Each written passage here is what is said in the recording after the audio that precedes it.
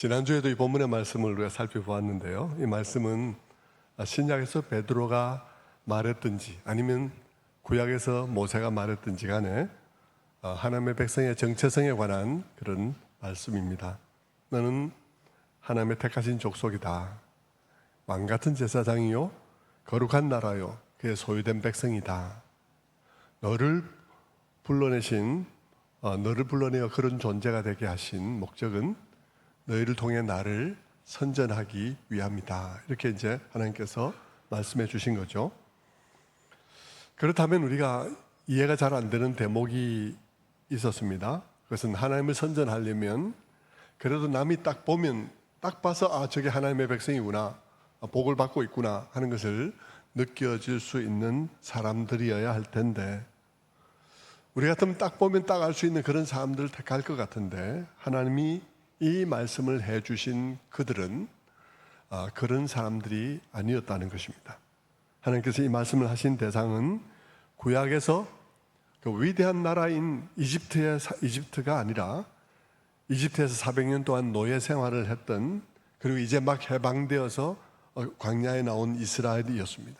신약에서 베드로를 통해서 이 말씀을 해주셨던 그 사람들도 로마의 주류 세력이 아니라 로마의 변방에 흩어져서 살고 있는, 무시받고 핍박받으며 있어도 없는 듯이 여겨지는 그런 그리스도인들이었습니다.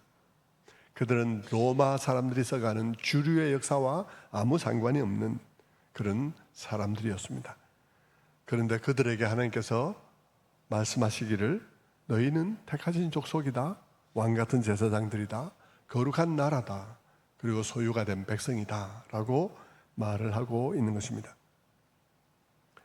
당시 하나님의 백성들이 그런 류의 사람들이었다는 것은 바울 서신에도 나타나고 있는데요, 바울도 하나님 믿는 사람들이 그렇게 탁월한 사람들이 아니라는 사실을 말하고 있습니다. 고린도전서 1장 26절의 말씀에 형제들아 너희를 부르심을 보라, 육체를 따라 지혜로운 자가 많지 아니하며 능한 자가 많지 아니하며 문벌 좋은 자가 많지 아니하도다. 실제 성경 이외에 초대교회 역사를 기록한 기록들도 보면 그 시대의 기독교인들은 사회적으로 천대받고 있는 노예들이나 배움이 없고 또 천한 삶들을 살아가고 있는 그런 사람들이었습니다. 세상 속에서 하나님의 아름다운 덕을 선전하려고 한다 하면서 왜 하나님께서는 그런 사람들을 선택하셨을까 하고 생각해 보면 하나님의 말씀 속에서 그게 답이 있죠. 그것은 그 이유는 성경의 하나님은 그런 자들을 통해서 더 잘 나타나기 때문이라는 것입니다. 잘난 사람은 자기의 잘남을 자랑하느라고 많은 세월 주어져도 그 자기 자랑으로 끝없이 자기 자랑으로 그 시간을 채워가지만, 그렇기 때문에 그런 사람들을 통해서는 성경의 하나님이 어떤 분이신지가 잘 드러나지 않기 때문인 것입니다. 하나님이 그들과 또 우리들, 구약의 이스라엘 백성들과 신약의 교회들을 통해서 드러내고자 하시는 것은 하나님이 어떤 분이시며 그분의 사랑은 어떤 종류의 사랑인지, 그분은 어떤 사랑의 하나님이신지, 그리고 그분이 세상을 사랑하되 어떻게 사랑하셨는지 하는 이런 것들을 드러내려고 하는 것인데요, 그것을 드러내는 데 있어서 누가 더 잘 드러내는 도구가 되겠는가 하고 생각할 때 바로 그런 사람들이라는 것입니다. 지난 시간에 특별히 살펴본 것은 그들을 택하심으로 드러내신 하나님의 사랑이 어떤 것인가 하는 것이었습니다. 이스라엘을 택하실 때 그분의 사랑은 무엇을 의미하는가 하는 것이었죠. 그것은 사랑이라는 말로 표현되어졌지만 그러나 우리가 흔히 말하는 그런 사랑은 아니었습니다. 우리가 흔히 말하는 사랑은 우리가 주로 연애 이야기할 때 사랑 얘기를 할 때 사랑 말하던 그런 사랑이어서, 우리는 늘 사랑이란 말을 생각할 때는 어떤 사람에 대한 좋은 감정, 그래서 그 사람에게 내가 좋게 생각할 만한 이유가 있어서 사랑할 만한 사람, 사랑할 만한 이유가 있는 사람에 대한 나의 좋은 감정을 말하는 것이었습니다. 그것이 사랑이라고 생각을 했었던 것이죠. 그래서 그런 경우에 사랑이라는 것은 사랑받는 사람에게 사랑받을 만한 이유가 있는 것이었어요. 사랑하는 사람에게 이유가 있는 것이 아니라 사랑받는 사람에게 그 사람이 사랑스럽게 생겼다든지 성품이 너무나 좋은 사람이라든지 그런 매력이 있는 사람이라든지 하는 이유들이 그들에게 있었던 것이죠. 그러나 여러분, 하나님의 사랑은 그런 종류의 사랑이 아니었다는 것에 우리 지난 주간에 보았던 깊은 깨달음이 있었습니다. 하나님의 사랑은 사랑할 만한 사람들을 사랑한 게 아니었다는 것입니다. 하나님이 사랑이라고 할 때 그 사랑은 사랑할 이유가 있는 사람들에 대한 좋은 감정을 말하는 것이 아니었다는 것이죠. 그 사랑은 사랑할 만한 이유가 없고 하나님의 사랑이 자극받아서 사랑이 쏟아질 만한 그런 이유가 없는 그런 종류의 사랑이라는 사람들에 대한 사랑이라는 것이죠. 사실 우리는 하나님 앞에서 하나님께서 우리를 향해서 좋은 감정이 일어날 만한 그런 존재들이 아니에요. 우리들은 하나님 앞에서 오히려 분노를 일으키는 존재들인 것입니다. 그리고 우리는 하나님 앞에 두면 악취가 나서 견딜 수가 없는, 그 앞에 둘 수가 없는 종류의 존재들인 것이죠. 로마서의 표현을 빌면 그것은 열린 무덤이라는 표현과 같은 것입니다. 로마서 3장 13절 말씀입니다. 그들의 목구멍은 열린 무덤이요 그 혀로는 속임을 일삼으며 그 입술에는 독사의 독이 있고 그 입에는 저주와 악독이 가득하며 그의 발은 피 흘리는데 더 빠른지라. 여러분, 이런 존재가 하나님 앞에서 어떤 존재겠습니까? 이런 존재는 하나님 앞에서 눈의 가시와 같은 것입니다. 좋아할 이유가 없는 존재라는 말입니다. 여러분도 그런 경우가 있지 않습니까? 여러분도 그냥 어떤 사람을 보면 그냥 마음에 열불이 나는 그런 사람 있을 것입니다. 우리가 하나님 앞에서 그런 존재라는 것입니다. 우리의 마음 씀씀이나 우리의 성품, 우리 하는 행동들, 반복되는 죄들, 이런 것들을 생각하면 하나님 앞에서 정말 열불나는 존재인 것이죠. 하나님이 우리를 사랑하셨다는 말은 하나님이 우리에 대해서 좋은 감정을 가질 수밖에 없었다는 말이 아닙니다. 하나님은 우리를 향해서 그런 감정을 느껴볼 수가 없습니다. 오히려 우리를 볼 때 진노가 솟아날 뿐인 것이죠. 하나님의 사랑은 그런 우리를 사랑하신 사랑입니다. 그 사랑은 우리의 어떤 장점 때문에 사랑한 것이 아니라 원래부터 그분 안에 풍성하게 있는 긍휼로 말미암는 사랑인 것입니다. 이스라엘이 그것을 보여주는데요, 그들에게는 그들을 선택할 이유가 있는 것이 아니라 그들을 선택하지 않을 이유가 있는 그런 존재들이었습니다. 그런데도 불구하고 그들을 선택하신 것이죠. 그들을 선택하신 것은 그들의 삶의 모습을 보면서 너무 불쌍했기 때문이에요. 너무 마음이 아팠기 때문이죠. 어떤 면에서 그것은 인류 전체에 관한 이야기도 한 것입니다. 인류 전체가 살아가는 삶의 모습이, 그 아픔이, 그 절망이 너무 마음 아파서 인류를 구원하기 위해서 그들을 선택하셨는데, 많은 사람 중에 그들을 선택하신 것은 그들이 그 하나님의 마음을 가장 잘 나타낼 수 있는 도구가 되었기 때문에 그들을 선택했다는 것입니다. 그래서 그런 그들을 보면서 하나님께서 그들을 행복하게 해야겠다는 그런 마음이 불같이 그 마음속에 일어났기 때문에 그들을 선택한 것이죠. 그것이 하나님의 사랑입니다. 좋아할 만한 사람을 사랑한 것이 좋아할 만한 사람을 좋아한 그런 감정이 아닌 거예요. 여러분, 하나님 성경의 사랑은 좋아할 만한 사람을 좋아하는 감정이 아니라, 감정에 관한 것이 아니라 그럴 수 없는 사람을 향한 의지적인 그런 희생인 거예요. 그것을 하나님의 사랑이라고 말하는 것입니다. 사람들이 성경을 읽을 때, 사랑 이야기를 들을 때마다 헷갈리는 부분이 그것이죠. 사람들은 사랑을 말하면 자꾸 딴 것을 생각합니다. 그래서 예수님도 산상수훈에서 그렇게 말씀하셨죠. 너희가 너희를 사랑하는 자를 사랑하면, 너희가 너희를 사랑하는 자만을 사랑하면 무슨 상이 있으리요? 세리들도 그와 같이 하느니라. 사랑할 만한 사람을 사랑하는 것, 또 우리를 사랑해 주는 사람을 사랑하는 것, 그런 것은 그 시대의 대표적인 악인인 세리들도 할 수 있는 일이라고 말을 하고 있는 것입니다. 성도 여러분, 성경이 말하는 하나님의 사랑은 좋아할 수 없는데, 심지어 마음으로 열불이 나고 역겨운데 그럼에도 불구하고 불쌍히 여기는 마음입니다. 그리고 그들을 거기에 있어서 건져내고 싶고, 그리고 그들에게 어떻게든 행복을 맛보게 해주고 싶은 그런 마음이죠. 그뿐만 아니라 그들을 구원해내어서 그 행복을 맛보기까지 엄청난 수고와 희생이 필요하다면 그 희생과 수고를 감당하시겠다는 결단, 그것이 하나님의 사랑인 것입니다. 그러니까 그 사랑은 너무나 거룩한 사랑이에요. 우리가 그분의 사랑을 거룩한 사랑이라고 말할 때, 그 거룩한 사랑이란 말은 너무나 다른 사랑이란 거예요. 너무나 구별된 사랑이란 것입니다. 보통 말하는 사랑이란 단어로서 표현하기 어려운 사랑이라는 것을 의미하는 것입니다. 그게 이제 구약에서는 이스라엘을 사랑하신 사랑 속에서 나타나는데, 그들은 400년간 종살이한 사람들이었습니다.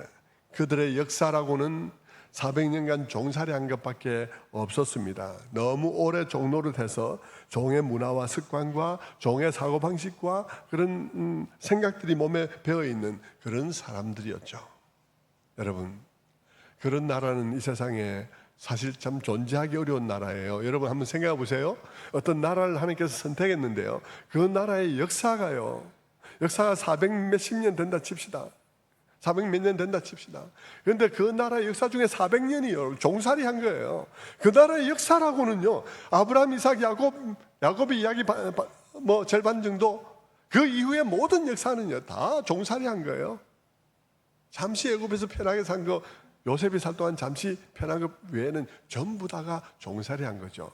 어쩌면 여러분, 이 세상에 어느 나라가 그 나라의 처음 400년 역사가 종살이로 되어 있는 나라가 있을 수 있겠습니까? 세상에 있을 수 없는 나라인 거죠. 그렇게 세상에 한 번 있기도 어려운 그런 나라, 정말 그들의 역사 속에는 종의 습관과 문화와 관습과 종의 언어와 천박한 생각들로 가득 차 있는, 뿌리 내려 있는 그런 역사밖에 없는 그들을 하나님께서 택하셨다는 것이요. 그리고는 그들을 가지고 하나님 나라의 모델하우스를 만들고자 했다는 것입니다. 이게 말이 됩니까, 여러분? 이 세상에서 가장 천박한 나라, 400년 역사 중에 대부분을 종살이한 그런 나라를 택하셔서 하나님 나라를 나타내는 하나님 나라의 모델하우스를 세우려고 했다는 이 말도 안 되는 계획, 그런 하나님의 뜻을 가지고 그들을 선택한 그것이 하나님의 사랑이라는 것입니다. 그리고는 이 큰 간격, 이 나라가 어떻게 이런 사회가 될 수 있나? 될 것 같지 않은, 되지도 않을 그 일같이 보이는 그 일에 필요한, 그 일을 이루는 데 필요한 모든 수고, 모든 눈물, 모든 그런 희생을 하나님 측에서, 하나님 편에서 감당하기로 하신 결단, 그것이 그분의 사랑이란 것입니다. 그것이 신약에 오면 사도 바울을 통해서 뭐라고 말하나요? 사도 바울은 에베소서 2장 1절에서 허물과 죄로 죽었던 너희를 살리셨도다. 허물과 죄로 죽어 있었어요. 우리의 역사라는 건, 주님 만나기 전에 우리의 역사라는 건 몽땅 죄의 종로로 가는 역사였습니다. 우리의 역사라는 건 몽땅 그 날들이 다 죄 가운데 죽어 있었습니다. 그래서 우리는 죄 가운데 죽어 있었기 때문에 고통을 고통인 줄 모르고, 불행을 불행인 줄 모르고, 오히려 그것이 정상인 줄 알고, 그런 우리를 구원하겠다고 다가오시는 하나님을 향해서 무슨 구원, 그런 소리 하지 말라고, 내가 뭐가 불행하다고 그러냐고, 그런 소리 꺼내지 말라고 화를 내는 그런 사람, 제 가운데 철저하게 죽어있고 있었던 그런 존재인 것이죠. 그런 존재를 하나님께서 택하셔서 어떻게 하시겠다고요? 선한 일을 행하는 하나님의 친백성이 되게 하려 합니다. 하나님의 친백성이 되게 하려 하시고, 그들을 하나님 앞에 흠이나 티나 주름 잡힌 것이 없는 자로 세우기로 작정하셨다는 이 사실을 우리가 들을 때 이게 말이 되냐고요. 한편은 여러분, 죄 가운데 죽어 있었던 자들입니다. 살아온 세월이 60평생이면 60평생 회심했으면 60평생이 죄 가운데 살았던 삶이에요. 70살에 회심했으면 70평생이 죄 가운데 죽어 있었던 사람입니다. 그 사람을 돌이켜서 선한 일을 행하는 친백성이 되게 하시고, 하나님 앞에 흠이 없고 티가 없는 자로 세우시겠다는 하나님의 계획을 세우다니, 그게 말이 됩니까? 그런데 하나님께서는 거기에 필요한 모든 희생, 거기에 필요한 모든 일들을 그분이 감당하기로 하셨다는 것입니다. 그것이 하나님의 사랑이에요. 놀라운 것이죠. 여러분, 그분의 사랑은 우리를 구원하는데도 너무나 힘겨운 일이었어요.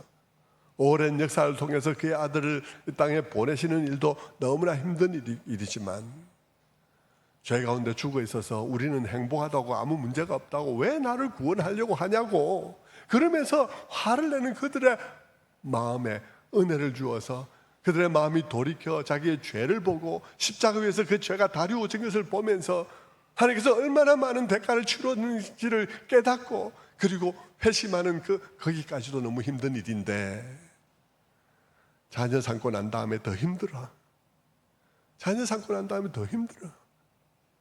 자녀 삼고 나니까 뗄래야 뗄 수 없는 관계인데 이 자식들이 하는 일이 하나님의 자녀라고 하는 사람들이 하는 일이 맨날 죄를 짓고 맨날 그러니까 그들을 사랑하는 일이 더 힘든 거죠.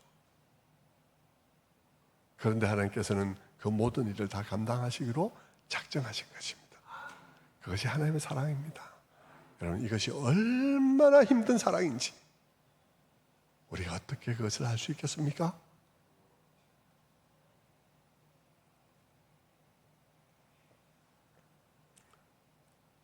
그런데 하나님께서 우리를 그렇게 택하신 이유와 목적이 뭐라는 거예요? 그것은 우리를 어두운 데서 불러내셔서 하나님의 기이한 빛에 들어가게 하신 이 아름다운 덕, 그분의 사랑, 그분의 긍휼을 선언하기, 선포하기 위해서 우리를 부르셨다는 것이잖아요. 그것을 하나님께서는 구약에서 이렇게 말씀하셨습니다. 똑같은 말씀을 구약에서 하실 때 이렇게 말씀하셨어요. 출애굽기 19장 5절의 말씀입니다. 세계가 다 내게 속하였나니 너희가 내 말을 잘 듣고 내 언약을 지키면 너희는 모든 민족 중에서 내 소유가 되겠고 너희가 내게 대하여 제사장 나라가 되며 거룩한 백성이 되리라. 이 모든 말의 첫 부분을 여러분 19장 5절에 이렇게 말합니다. 세계가 다 내게 속하였나니. 여러분, 세계가 다 내게 속하였는데 내가 너희를 지금 택하고 있다. 이 말 왜 하고 있을까요? 세계가 다 내가 속하였나니란 말은 세계가 다 내가 지은 거야. 나는 세계에 대해서 통일하게 관심을 가지고 있어. 나는 이 세상을 다 구원하고 싶어. 그런데 그 목적을 위해서 내가 지금 너희를 먼저 부른다고 말하고 있는 것입니다. 그들을 먼저 부른 것은 그들에게 무슨 특별한 장점이 있어서가 아니었어요. 오히려 그들은 특별하지 못한 사람들이었죠. 그런데 그들을 먼저 구원하신 이유는 딱 하나입니다. 하나님의 사랑을 선전해야 되는데, 하나님의 사랑을 선포해야 되는데, 그들이 아니고는 이 사랑을 더 잘 선포할 수 있는 사람이 없기 때문이에요. 이 세상에서 잘 나가는 사람 통해서 하나님의 그 사랑을 선포할 수가 없어요. 죽을 때까지 자기 자랑 그치지 않는 그 사람 통해서 하나님의 아름다운 덕을 선포할 수 없어요. 여러분, 사람들을 보십시오. 이 자리도 마찬가지일 텐데요. 세상에서 조금만 잘 나갔다 싶으면요, 죽을 때까지 그 자랑 안 그칩니다. 저는 세상의 사람들을 이 세상에 떠나보내면서요, 어쩌면 그렇게 죽을 때까지 자기 자랑이 안 그치는지 정말 놀랍습니다. 놀라워. 어쩌면 그러면 죽을 때까지 이기심이 그치지 않고, 어쩌면 그렇게 죽을 때까지 자기 자랑이 그치지 않네. 왕년에 내가 무엇이 했는지가 그렇게 중요해서요. 하나님의 높으신 덕을 찬양하는 것은 죽을 때까지 그 입에서 나오지 않는 사람도 너무나 많습니다. 여러분, 하나님께서 왜 세상에 없는 것과 같은 자들을 선택할까요? 그들이 하나님이 사랑이 어떤 것인지를, 무엇을 각오하신 사랑이신지를 그들이 가장 잘 드러낼 수 있기 때문인 것입니다. 무언가 세상에서 뭔가 조금 있기라도 하면 그래도 세상 중에서 나를 선택하는, 우선 선택하는 것 할 만하지, 요딴 생각이나 하고 그 입에서 하나님을 찬양하는 찬양은 죽을 때까지 안 나오는 게 인간입니다.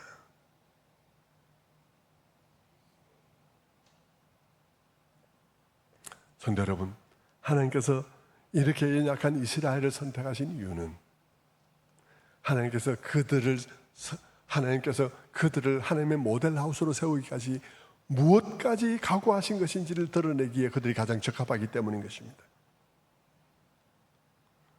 그들이 구별되고 특별한 소유가 된 것은 하나님의 목적 때문이에요. 그것은 어두운 데서 불러내어 기이한 빛에 들어가 계신 이의 아름다운 덕을 선전하는 것입니다. 그것을 위해서 그들을 먼저 구원을 맛보게 하신 것입니다. 그래서 그들을 택하셔서 하나님께서 그들을 제사장으로 거룩한 나라로 소유된 백성으로 삼았던 것입니다. 제사장이라는 말은 지난 주일에 살펴보았죠. 제사장이란 말의 가장 기본적인 의미는 하나님께서 직접 말씀하신 것처럼 하나님 앞에 가까이 나아가는 자라는 뜻입니다.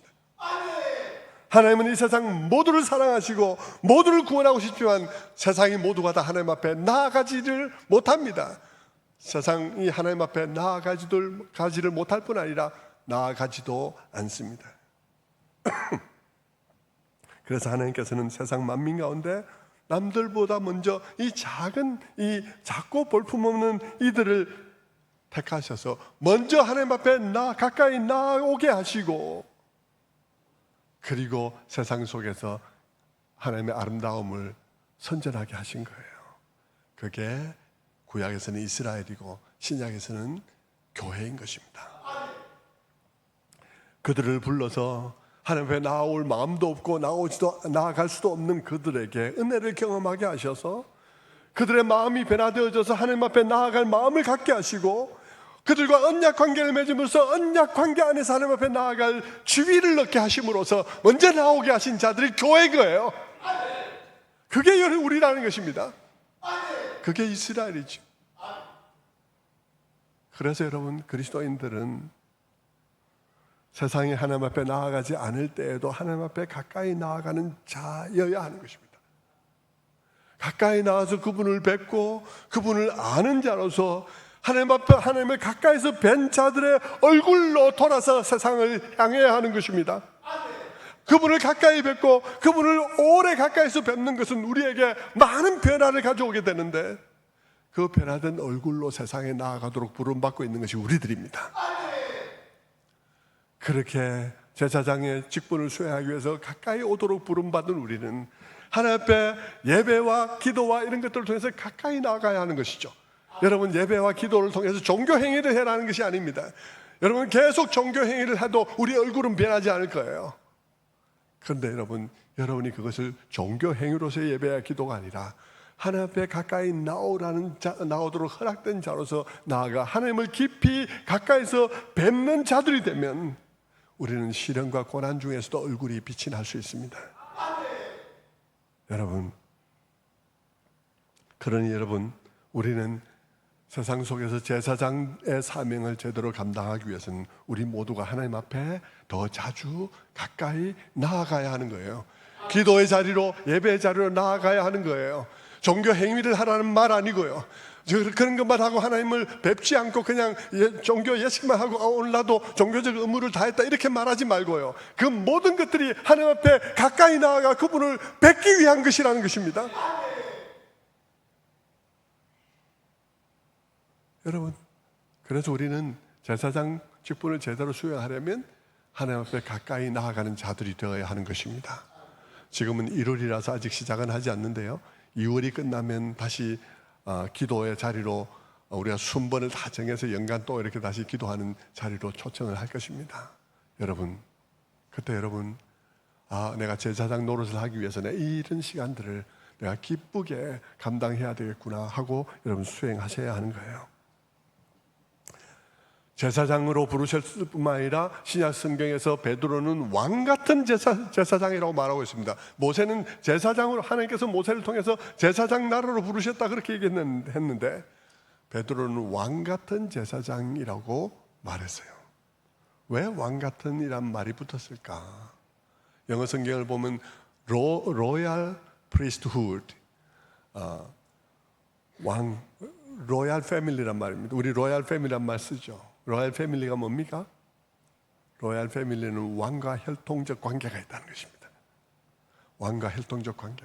제사장 중에서도 우리는 제사장 중에서도 하나님의 아들의 피로 말미암아 그분의 제사장이 된 로얄 패밀리의 제사장이다.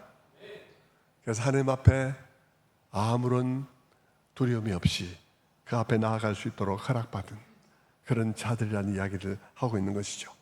또한 베드로는 소유된 백성이다라고 말하고 있습니다. 여기 소유된 백성이란 말은 그분의 귀중품과 같이 되어진 사람들이란 뜻입니다. 폐물과 같은 이런 것들, 이 단어가 그래요. 단어가 그런 뜻입니다.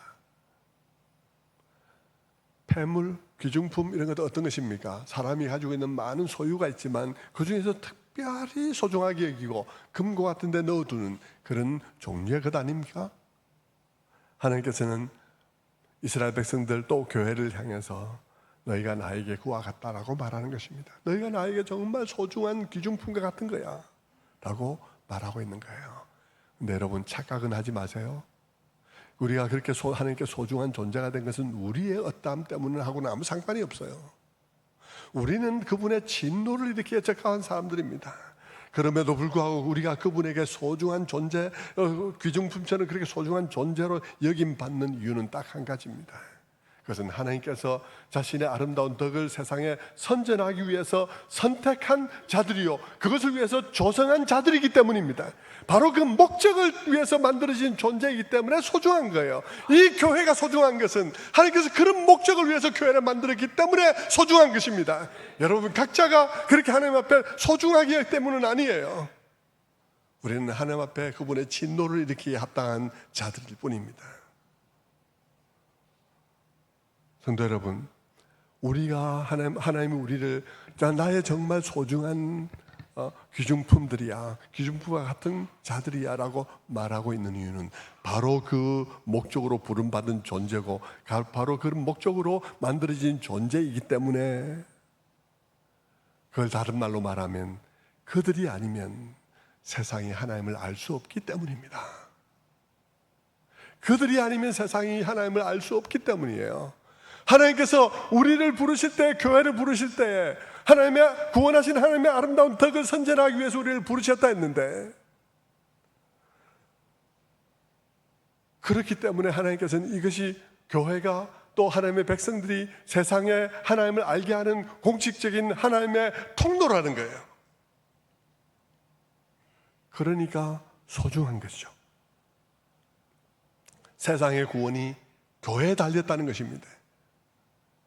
교회에 무슨 능력이 있어서가 아니라 교회가 통로라는 의미에 있어서 그렇다는 것이죠. 그들이 그런 존재로, 만약 교회가 그런 존재가 되어서 그 존재 자체가 하나님의 아름다운 덕을 드러내고 하나님의 아름다운 덕을 선포하는 존재가 되면 세상은 그들을 통해서 하나님을 알 것이고 구원을 받을 것이며, 만약 그들의 존재가 하나님의 그 아름다운 덕을 드러내지 못하는 존재가 되면 세상은 그들을 통해서 구원받지 못하게 된다는 말입니다.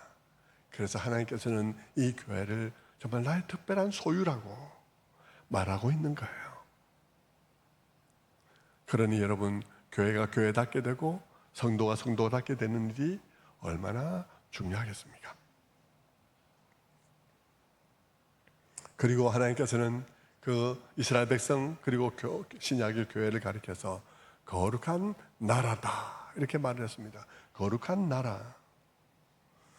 거룩한 나라라는 것은, 거룩하다는 말은 구별되고 남다르다 이런 뜻이죠. 하나님께서 특별한 목적을 위해서 구분했다는 뜻이기도 합니다. 그래서 이 거룩한 나라라는 말은 하나님께서 특별한 목적을 위해서 구별한 남다른 그런 내용이 담겨 있는 나라, 다시 말하면 공동체라는 뜻인 것이죠. 여러분, 나라라는 말을 쓴 것은 하나님의 통치 아래 있다는 말인 것입니다. 나라라는 것은 한 분의 통치 아래 있는 것이죠. 하나의 법, 하나의 헌장 아래 다스려지는 사회라는 뜻입니다. 거룩한 나라라는 것은 정말 하나님께서 특별한 구별한 나라이기도 하고, 하나님의 특별한 그런 가르침, 하나님의 특별한 말씀, 그분의 특별한 가치관이 다스리는 나라라는 뜻입니다. 그런 공동체라는 뜻이에요. 그러므로 여러분, 세상 속에서 그들이 하나님의 아름다운 덕을 선전하는, 나타내는 그런 자들이 나라가 되기 위해서는 그들 자신과 그들의 공동체가 하나님의 법, 그분의 말씀의 통치를 받아야 하는 것이죠. 그리고 그뿐만 아니라 하나님의 나라라는 것은 세상의 많은 곳 중에서 특별히 바로 교회 안에서 일어나는 일이, 그리고 교회 안에서 일어나는 변화, 그 모든 것들이 하나님이 계시다는 것을 드러낼 뿐만 아니라 그분이 다스리고 계시다는 것을 드러내는 공간과 장소, 시간이 되어야 한다는 것입니다. 그분이 어떻게 다스리는지, 그분의 다스림은 어떻게 펼쳐지는지를 교회를 통해서 가장 잘 볼 수 있게 하시기를 원한다, 이런 뜻입니다. 우리는 그것을 위해서 부름받았다는 것이죠. 우리들의 삶, 우리들의 관계, 우리들의 공동체, 우리들의 삶 속에 하나님께서 그분의 통치가 실제한다는 사실을 나타내기를 원하신다는 것입니다. 심지어 우리의 불순종, 순종과 불순종, 불순종으로 말미암는 징계와 징계로 말미암는 그런 회개와 회복과 이 모든 일들을 통해서 하나님의 다스리심을 나타내기 원하시는 그 공간과 그 시간이 바로 교회의 시간들이라는 것이죠. 마치 여러분, 구약 이스라엘 나라가 그렇게 사용된 것처럼 말입니다. 그 구약 이스라엘의 공동체와 그들의 역사가 하나님이 다스리구나, 심지어 그들이 망하는 일조차도 그걸 통해서 하나님께서 말씀하신 것을 이루시구나, 그러면서 그들을 회복시키는 일을 통해서도 하나님께서 다스리구나 하는 것을 보여주기 위한 공간, 사람들, 시간이 바로 이스라엘과 이스라엘의 역사라는 것이죠. 그것이 하나님의 나라라는 말입니다.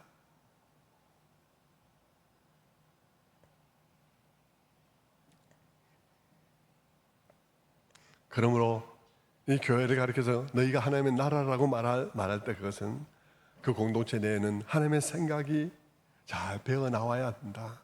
그분의 구원의 놀라운 덕과 아름다움이 잘 배어나야 한다는 것을 뜻하는 것이기도 합니다. 그분의 통치 이념이 그 교회를 통해서 잘 드러나야 한다는 것이죠. 그분의 통치 이념인 공의와 정의가 교회 가운데 잘 나타나야 한다는 것입니다. 그들의 생각과 그들의 선택과 그들이 고려하는 모든 고려의 중심에 하나님의 그 통치 이념이 있어야 한다는 것을 뜻하는 것이죠. 그래서 그 교회의 처신과 그 교회의 모든 되어가는 일들을 통해서, 또 그것을 통해서 하나님께서 이루어가는 일들을 통해서 하나님이 정말 계신지 계시지 않은지, 그분이 실제 지금도 통치하는지 통치하지 않는지를 드러낼 수 있게 하신 것이 바로 교회라는 것입니다. 그것이 바로 이스라엘의 역사라는 것이죠. 그것이 바로 그분의 나라라는 뜻이에요. 하나님은 이렇게 되도록 우리를 부르셨다는 것입니다. 그분이 우리에게 먼저 은혜를 입힌 것은 그분의 구원의 아름다운 덕을 나타내기 위함인 것입니다. 하나님께서 그것을 나타내기 위해서 구약에서는 그 400년 동안 종살이한 그들을 부르시고, 신약에서는 로마 시대의 변방에서 나그네로 살아가고 있는 그들을 불렀습니다. 그러면서 그들에게 너희의 존재 이유가 이것이라고 그렇게 말해 주신 것이죠. 성도 여러분, 이것이 그대로 오늘 우리의 교회들에도 그대로 적용되는 것입니다. 우리 교회는 늘 세상에서 내놓으라는 사람이 모일 필요가 없어요. 그런 사람들이 모일 이유도 없지만 그런 사람들만 모여야 될 필요가 없습니다. 교회에는 이 세상에서 주변인으로 밀려난 사람들도 교회에 와야 하고요, 이 세상에서 모든 것을 다 박탈당한 듯이 있어도 없는 듯이 여겨지는 사람들도 와야 하는 거죠. 그리고 그들을 통해서 하나님께서 어떻게 일하시는지를 하나님께서 나타내기를 원하시는 거예요. 하나님께서는 세상에 없는 자들을 통해서 있는 자들을 부끄럽게 하시고, 세상의 약한 자들을 통해서 강한 자들을 부끄럽게 하시기를 원하신다고 분명하게 말씀하셨습니다. 그런 사람들이 다 교회 속에 들어와야 하는 것이죠. 하나님께서는 그런 방식으로 그분의 구원의 아름다운 덕을 선전하는 그런 그분의 나라, 그분의 백성, 그분의 제사장이 되기를 원하셨습니다. 자, 그렇다면 이제 마지막으로 한 가지만 더 말씀드리고 마치려 합니다.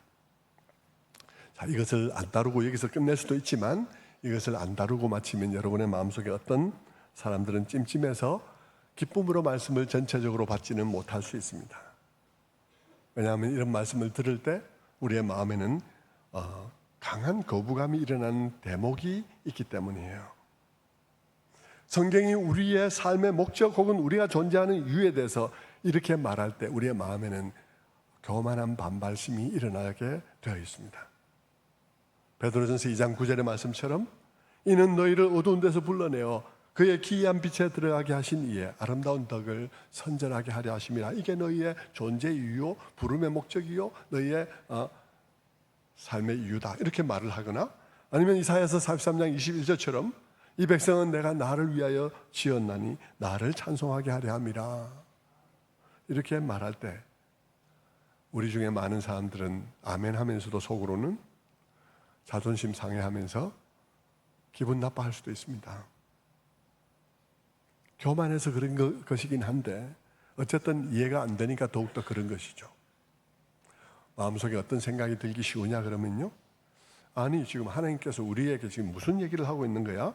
우리의 존재의 목적이 하나님의 아름다운 덕을 선전하는 것이라고? 우리가 지금 무슨 선전원이야? 우리가 지금 전단지나 돌리면서 살으란 말이야? 그게 우리의 삶의 목적이라고? 그러면 나는 어디 있는데? 나를 위해서는 뭘 어떻게 사는 건데? 하고 반발하는 마음이 여러분의 마음속에 있을 수 있습니다.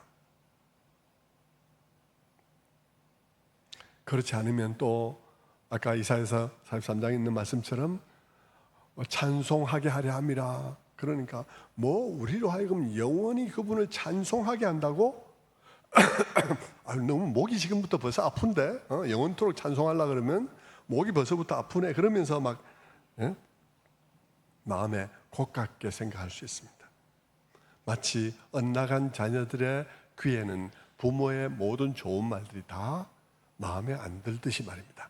타락한 인간의 마음에는 하나님이 하시는 말씀이 다 마음에 안 들어요. 우리의 마음에는 그런 반발심과 함께 이런 생각이 들 수도 있습니다. 참 하나님 왜 이러시는 거야? 명예와 칭찬에 걸신 들렸나? 왜 그래 이거 늘. 하나님 자신은 너 자신이 위대하다는 칭찬과 칭송을 안 들으면, 잠시도 안 들으면 안 되는 건가? 하나님께서 무슨 과대망상증 걸리셨나? 아니면 인정결핍에 걸리셨나? 그런 생각을 할 수도 있습니다. 여러분의 마음속에 제가 표현한 것처럼 표현하지 않아도 모종의 그런 유의 감정을 가지고 있을 수 있어요. 하나님이 우리를 자기를 찬양하는 존재가 되게 하려고 지었다니, 우리를 자기를 찬양하게 하려고 지었다니, 이게 말이 되나? 그런 식의 감정을 가질 수 있단 말입니다. 사실 여러분, 교회를 안 나오고 있는 많은 불신자들 가운데는 교인들이 말하는 걸핏하면 하나님의 영광을 위해서 산다, 하나님을 위해서 산다 하는 이런 말들이 혐오감이 들어서 안 나오는 사람도 굉장히 많아요. 그들 중에 불신 철학자들은 그런 의미에서 기독교인들의 이런 사상이나 주장이나 신념이나 고백을 가리켜서 노예의 종교라고 말을 하기도 하는 것입니다. 자기를 위한 게 없다고 생각하는 것이죠.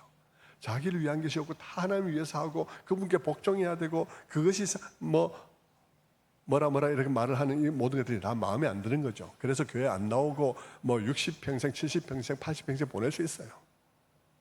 그러나 여러분, 그것은 제대로 알지를 못해서 하는 말입니다. 여러분, 하나님과 우리가 어떻게 다른지 아십니까? 이 문제는 그분과 우리의 이 현격한 차이를 인식하지 못해서 생기는 문제인데, 그 차이를 모르면 그런 오해를 하고 대도하는 얘기를 하게 되지만 그 차이를 알면 당연하다고 생각하게 되는 것입니다. 여러분, 하나님이 어떤 분이시냐 그러면요, 하나님은 이 세상에서 유일하게 자기를 높이라 그러시고 자신을 영화롭게 그러시며 나를 중심으로 살으라 그렇게 말하고, 그래도 이 세상에서 유일하게 이기적이지 않을 수 있는 유일한 분이십니다. 하나님은 이 세상에서 자기를 위해 하나님 자신을 위해서 살라 그러고 그분께 영광을 돌리며 살라 그러고 그분에게 순종하라 그러고 그리고 그분을 중심으로 살라고 요구하더라도 결코 이기적이지 않을 수 있는 유일한 존재예요. 그분 외에는 아무도 그렇지 않습니다. 사람은 아무도 그럴 수 없어요. 아무도 여러분 고목사가 평촌 사순교에 있으면서 여러분 모두를 보고 여러분 저만을 바라보십시오, 저만을 생각하십시오, 저만을 위해서 사십시오, 저를 영화롭게 하십시오 이러면 미친놈입니다. 그건 미친 거죠. 제정신이 아니죠. 그거는 김정은이나 하는 짓이죠. 사람은 아무도 그렇게 할 수 없어요. 사람은 누구든 남들어 그렇게 하라고 말한다면 그 사람은 정말로 이기적인 사람이요, 과대망상증 환자요, 정말 그런 사람들은 결핍으로 망가진 그런 정신병자와 같은 사람인 것입니다. 아무도 다른 누구에게 그렇게 요구할 수 없습니다. 또 그렇게 요구한다고 그렇게 살면 안 되죠. 그렇게 살면 북한이 되는 거예요. 그러나 여러분, 하나님은 다릅니다. 하나님은 이 세상에서 유일하게 그분 중심으로 사는 게 우리에게 행복이 되고 그분을 높이며 영화롭게 하는 것이 우리에게 생명이 되는 그런 유일한 분이십니다. 그것이 우리에게 유익이 되고 복이 되는 유일한 존재, 그분은 그런 분이시죠. 왜 그렇습니까? 그분의 생각, 그분의 기준, 그것이 우리를 더 온전하게 하고 더 지혜롭게 하고 더 행복하게 하기 때문인 것입니다. 나 중심에서 그분 중심으로 우리의 생각을 전환하면 즉시 우리의 갈등과 고통들이 해소되기 시작하고 관계들이 치유되기 시작합니다. 우리의 고통들은 다 그분의 길에서 벗어났기 때문에 나타난 현상들인 것입니다. 다 내 마음대로 행하다가, 다 내가 하나님 노릇하다가 생긴 문제가 우리들이 겪고 있는 지금 모든 고통들이지 않습니까? 그런데 우리가 그분을 알고 그분을 중심으로 돌아서면 우리 삶에는 떠났던 질서가 돌아오게 되고 생명이 돌아오게 됩니다. 우리의 관계 안에는 샬롬이 돌아오게 됩니다. 마치 성전 문지방에서 흘러내리는 물이 흘러내려가면서 닿는 곳마다 생명이 돌아오듯이, 여러분, 우리가 하나님께로 돌아오고 하나님 중심이 되어지면 우리의 모든 관계는 치유될 거예요. 각자 하나님을 떠나서 지 옳은 소리만 해대고 그래서 상대방 감옥에 쳐놓고 이런 일 백날 해봐야 여러분 좋은 세상 안 옵니다. 우리가 여러분 세상 속에서 우리가 그리스도인으로 정말 제대로 된 역할들을 하는 그리스도인으로 살아야 한다는 사실을, 그것이 왜 중요하냐 하는 것을 거기서 보여주는 것이죠. 하나님 중심이 되는 것은 이기적이 되는 게 아닙니다. 하나님 중심이 되는 것은 가장 완전한 인격이 되는 거예요. 하나님 중심이 되는 것은 질서가 돌아오는 것입니다. 이 무지시한 세상에 하나님 중심이 되면 질서가 돌아오게 됩니다. 이 생명이 떠난 이곳에 생명이 돌아오게 됩니다. 그러므로 여러분, 하나님만이 이 세상에서 유일하게 나의 영광을 위해서 나의 중심으로 살라고 말할 때 그분이 이기적이지 않은 분은 바로 그분밖에 없는 거예요.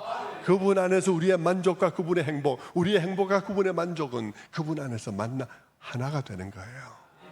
이 세상에 그 어떤 사람도 그 사람 안에서 나의 행복과 그 사람의 행복이 하나 되지 않습니다.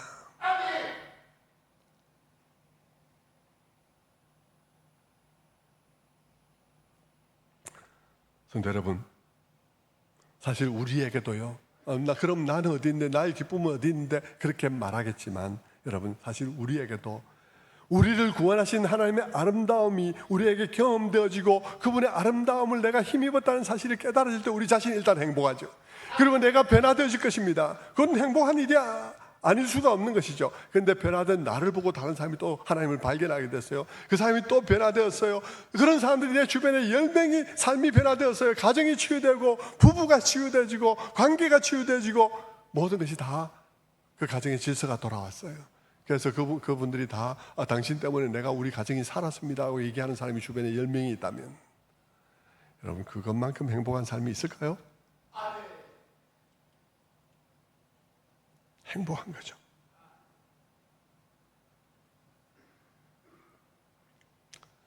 그래도 목사님 영원토록 그분을 찬송하라는 건 너무 목이 아플 것 같아요. 끝까지 그렇게 버틸 수도 있습니다. 여러분, 끝까지 버티고 싶습니까? 제가 이제 PPT를 하나 보여드릴게요. 죽기 전에 보아야 할 세계 절경을 제가 이렇게 모은 PPT입니다. 한번 보여주세요. 네, 네 이런 네. 한 10장 정도 보여드릴 텐데요. 네.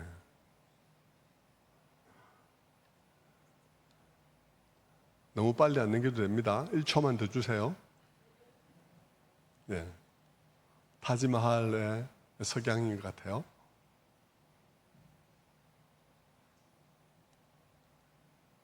네. 여러분, 이런 아름다운 경치를 보여주니까 어떻습니까? 그것을 바라보는 여러분의 눈빛이요, 상당히 좀 밝아지고, 얼굴이 밝아지고요. 어떤 분들은 입으로 탄성을 이렇게 내는 분도 있더라고요. 여러분, 그 아름다운 경치를 보면서 탄성을 이렇게 내느라고 목이 아팠나요? 힘들었나요? 아름다운 경치를 보면서 와 하고 정말 보기 좋다 이런 목이 아팠나요? 목이 아플까 봐 걱정되나요? 여러분, 이런 경치를 사진이 아니라 실제 여러분이 거기 가서 실물을 본다면 여러분 자기도 모르게 와 하고 와 너무 좋다 하고 말하게 될 것입니다. 여러분, 그때 목이 아플까 봐 걱정되나요? 네? 여러분, 그걸 보면서 목이 아플까 봐 걱정됩니까? 천국 가지 마세요. 차라리 안 가시면 됩니다. 목 안 아프게.